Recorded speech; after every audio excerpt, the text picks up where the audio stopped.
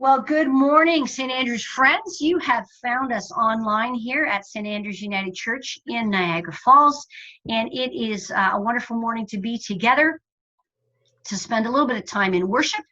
And it's our great pleasure and privilege to have number 3 in our All the Fine Young Ministers series with us this morning. Andrew Gilliland is a student minister at Charing Cross Pastoral Charge with 2 churches, I believe, on his docket in the Chatham-Kent area. And as we've been just chatting now, we've discovered some connections in the church world, some connections at the church that I grew up at.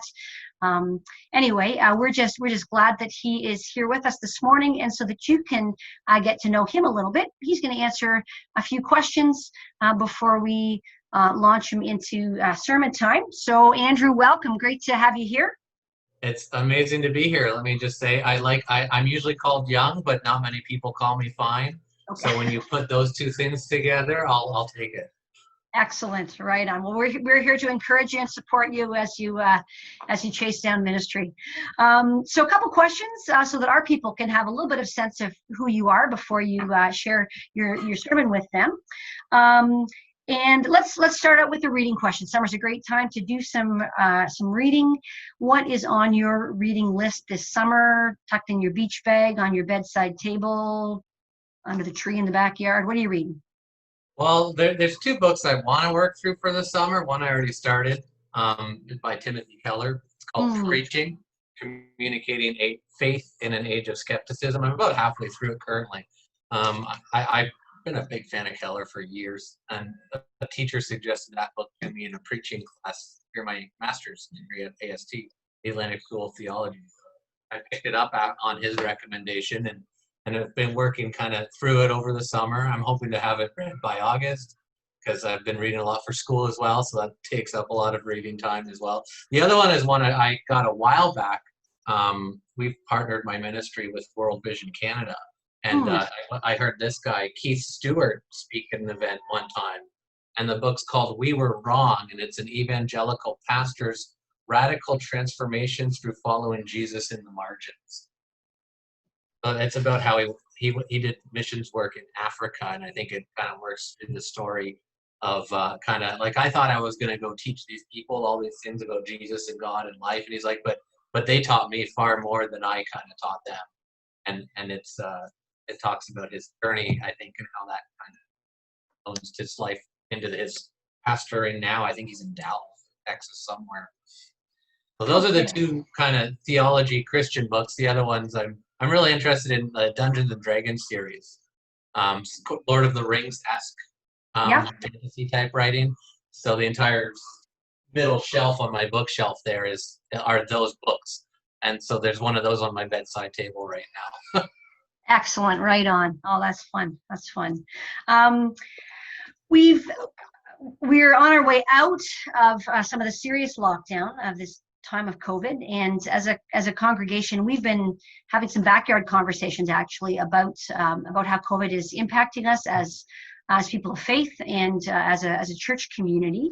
We're just wondering, what have you? It's one of the questions we've asked in those groups is, what have you really missed in this time of COVID?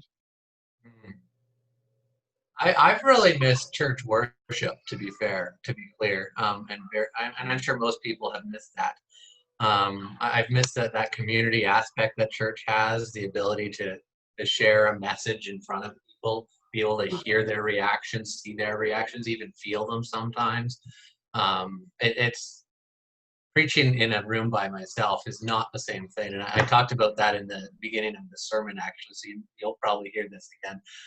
It's not the same being by yourself. You can't see people's reactions. We're doing Facebook Live, so I can see people type, but it's not a Zoom conversation where you can see other people's faces. But I've missed the worship aspect of gathering in community with others. I play guitar most Sunday mornings as well. I've really missed being able to play my guitar and bring that out for songs and singing and just being able to spend time with people. Right on.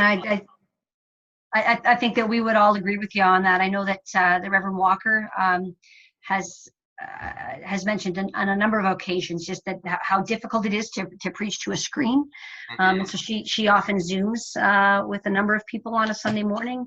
And as a part of our worship team, yeah, I miss the live worship. That's been a real loss for us, but we're working on some ways around that. So yeah, yeah. Aren't we all? Yeah, no kidding, eh? Yeah. Is there anything else that you just would like for us to know about you? Well, most people find it interesting to learn several facts about me, and this is kind of the interesting facts about Andrew, if you could.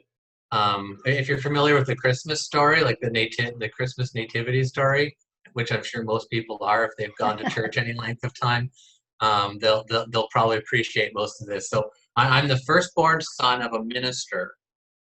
I was born on Christmas Day. My middle name is Joseph. My mom's maiden name is Wiseman. And for 15 years of my life, I lived on Shepherd Street. And now, of course, I'm a minister as well, just to add to that. And my dad did carpentry for years as well. That's a great backstory. That's awesome. Yeah, I love it. A bunch of interesting facts about Andrew. Yeah. Excellent. Right on. Well, listen, I know that you've been hanging out with your kids today, and you managed to find a quiet thing for them to do so that we could Zoom this interview, but I won't hold you up any longer. We look forward to hearing what God would say through you in our sermon time. And from our faith community to yours, God bless your Charing Cross people, and God bless you in your ministry in the future. So thanks so much for being with us today. And yeah, same to all of you. I'm really upset that I don't get to actually preach at St. Andrews.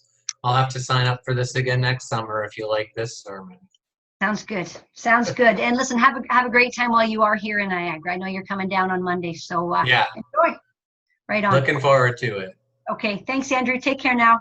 Yeah, you too.